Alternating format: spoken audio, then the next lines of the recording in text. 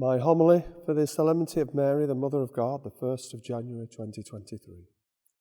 The shepherds are prominent in our gospel today. They were hard, tough men who stayed out in the fields looking after their sheep. They were not considered suitable for polite company. However, typically, God chose them to announce the birth of his Son, our Saviour, for he had come with a message of salvation for all, particularly appealing to those who were poor and marginalised like our shepherds. A key role in our salvation was to be played by Mary, a humble young girl from the backwater of Nazareth. She was asked to be the mother of Jesus, Son of the Most High, who would take the throne of his ancestor David and rule over the house of Jacob forever. She accepted, though she did not know exactly what it would involve for her.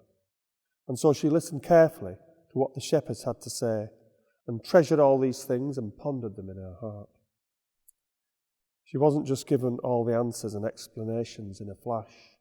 She had to think, reflect, and grow in understanding like all of us do. After all, we appreciate things best when we don't get them on a plate, but rather we acquire them slowly with thought and effort.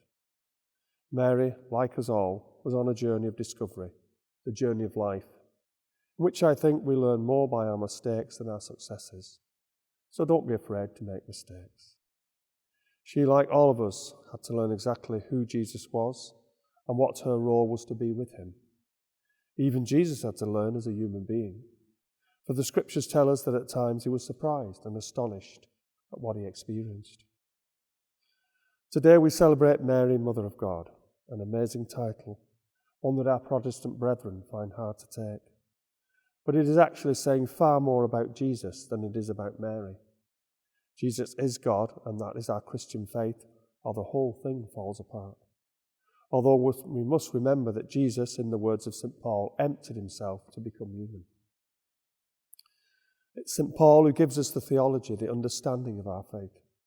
In today's second reading, he says, God sent his Son, born of a woman, born a subject of the law, to redeem the subjects of the law, and to enable us to be adopted as sons, who can call God Abba, literally, Dad.